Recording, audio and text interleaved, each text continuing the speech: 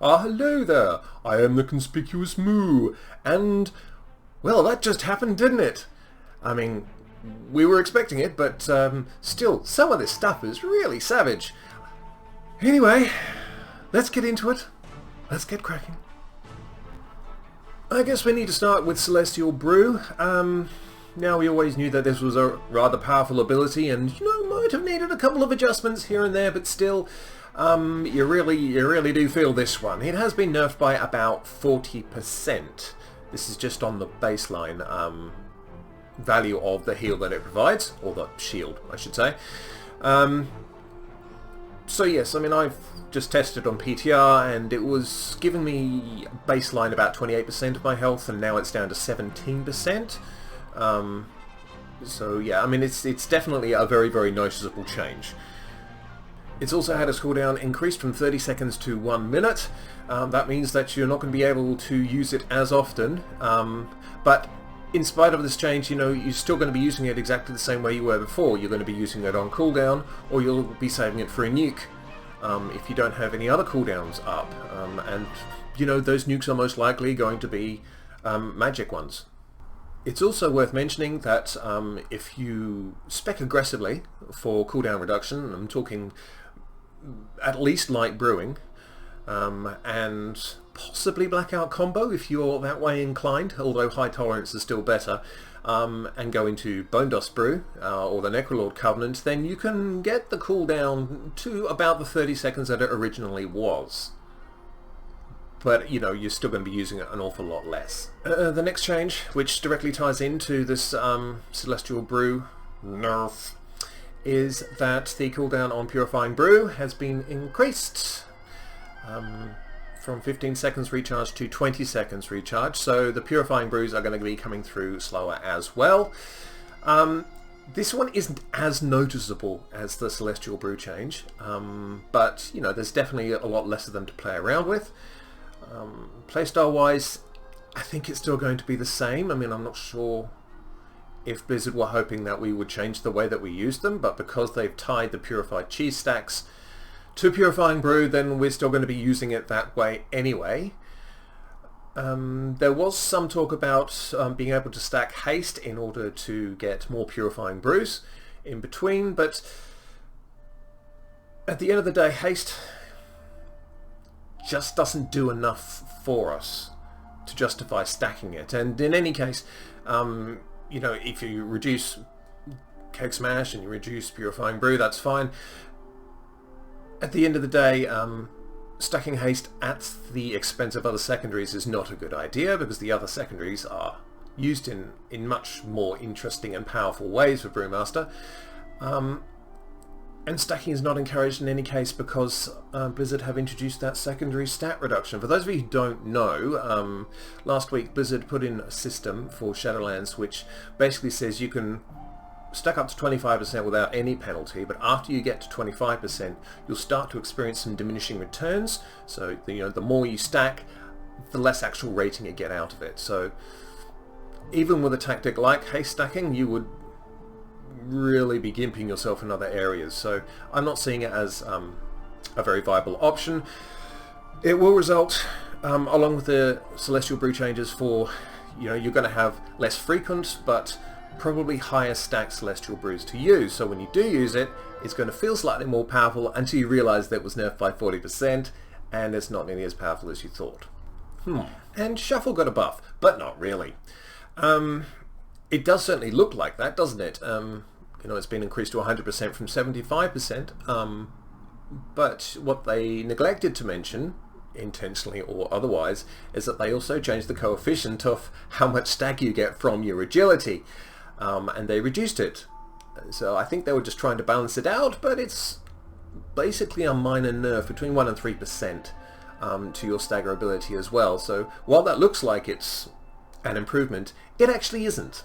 It's another very minor nerf. Hey, but it's not all bad, because Expel Harm got a 20% buff.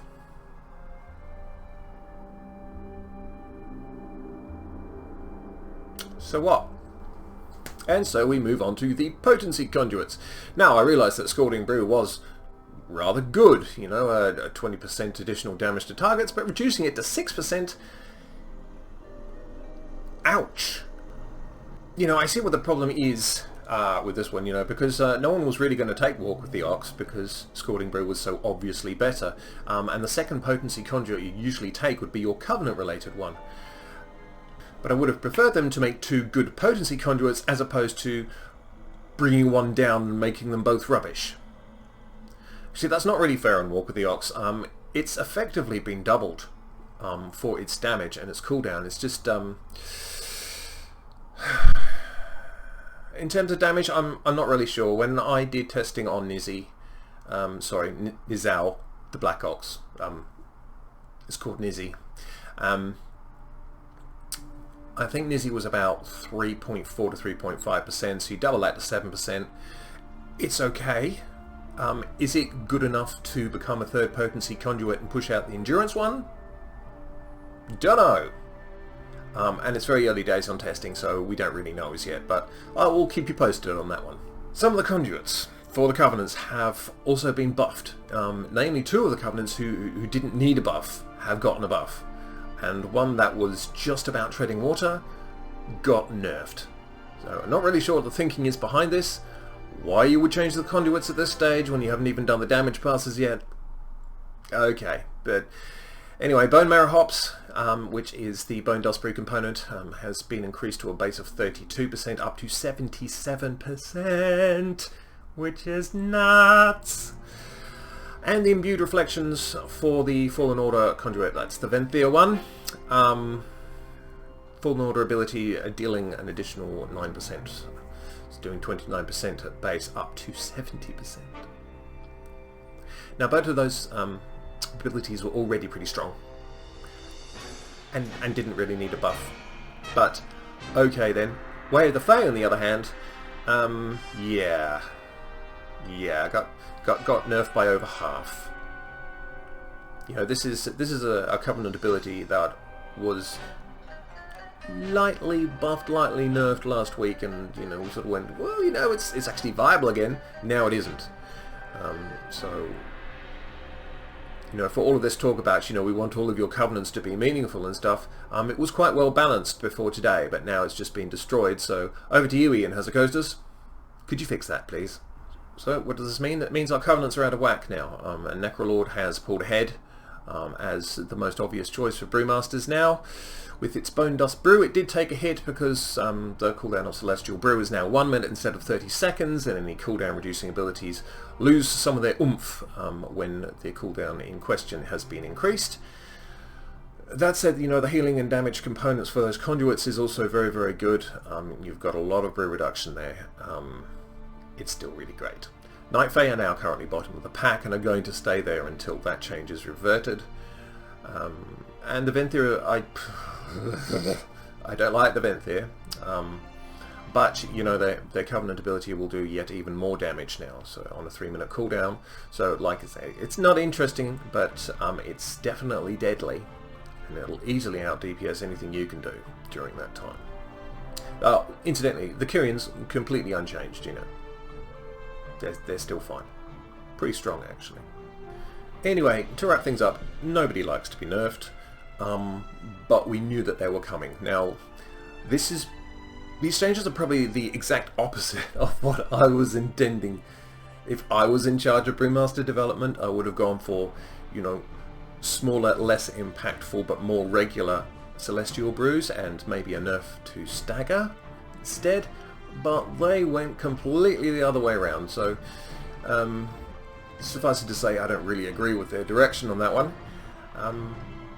And on testing, yeah, I mean, you know, you do take a lot more damage. You really do feel the loss of that Celestial Brew because it's not there as often as it used to be. The Purifying Brew changes, not so much.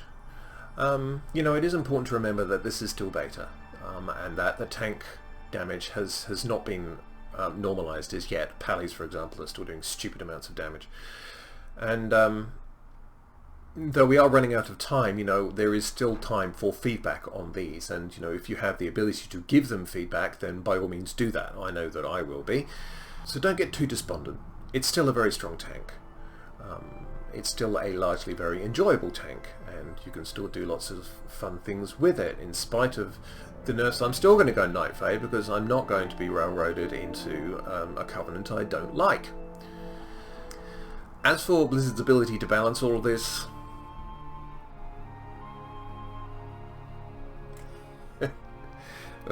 well, what do you think? Yeah. Okay, and that's your lot. Difficult day. I'm probably just going to sit back and relax now with a bit of classic instead. Helps me wind down. I am the conspicuous moo, and let the morning ensue.